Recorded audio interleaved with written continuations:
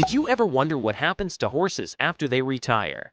Some go on to make more for their owners than the races. For this list today, we are counting down the fastest horses of all time and what happened to their breeding rights. But before we get started, be sure to subscribe to our channel and ring the bell to get notified about our latest videos. Number 10. War Admiral. War Admiral's breeding career was as successful as his racing career, and he went on to sire many top-performing offspring, including War Relic, Admiral V, and Boucher. Despite passing away in 1959, War Admiral's legacy continues to be celebrated in the world of horse racing. His incredible racing ability, his powerful bloodline, and his place in the history of the sport have made him one of the most influential and beloved racehorses of all time. Number 9. Spectacular Bid. Spectacular Bid was known for his unusual markings, which included a white sock on his hind leg and a small white spot on his forehead. His unusual appearance, combined with his impressive racing ability, made him a fan favorite and earned him a place in the hearts of racing enthusiasts around the world.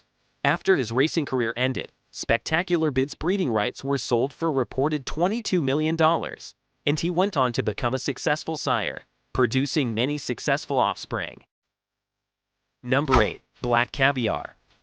Black Caviar is an Australian thoroughbred racehorse who is known for her remarkable unbeaten record of 25 consecutive wins. She quickly proved her doubters wrong by becoming one of the most dominant horses in Australian racing history. Her success on the track led to her being compared to some of the all-time greats, and she was named the world champion sprinter on 3 occasions.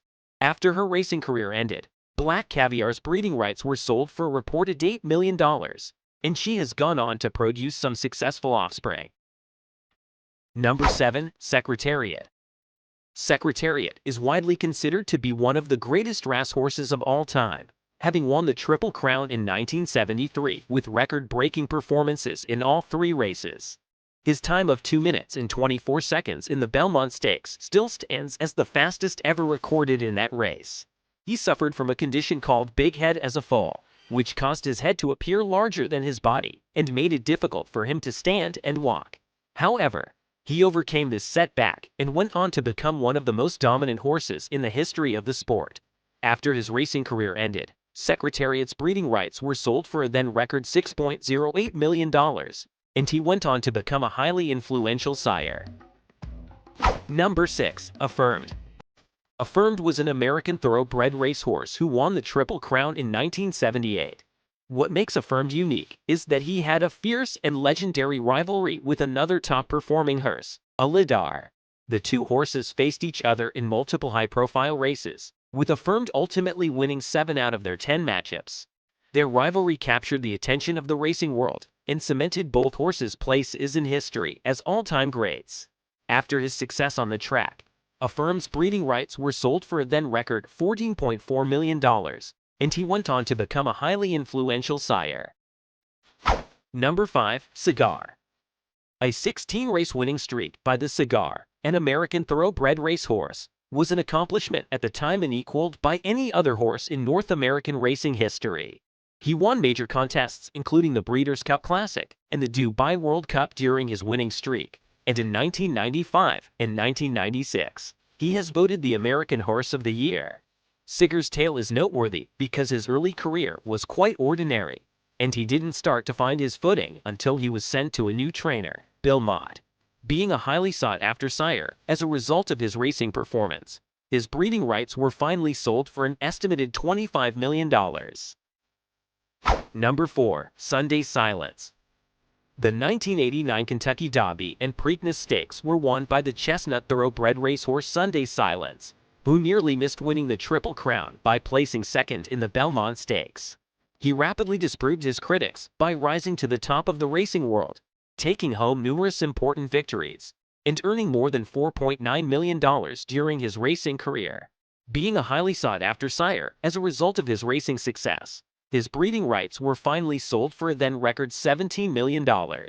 Sunday Silence overcame his early difficulties to go on to become one of the most significant stallions of the 20th century. Number 3. Northern Dancer. One of the greatest racehorses of all time, Northern Dancer was a Canadian-bred thoroughbred that won the 1964 Kentucky Derby and Preakness Stakes.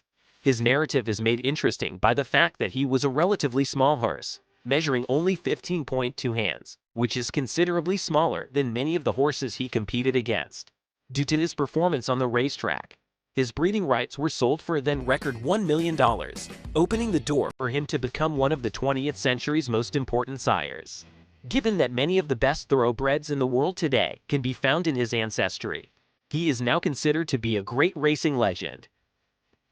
Number 2. American Fara. American Fara's victory in the 2015 Belmont Stakes was historic, as he became the first horse in 37 years to win the Triple Crown. He completed the 1.5-mile race in just 2 minutes and 26 seconds, setting a new record for the fastest time ever recorded in the Belmont Stakes. After his incredible performance, American Fara's breeding rights were sold for a reported $32 million, making him one of the most expensive stallions in the world. Number 1. Winning Brew. Winning Brew is the fastest racehorse ever recorded, with a top speed of 43.97 miles per hour.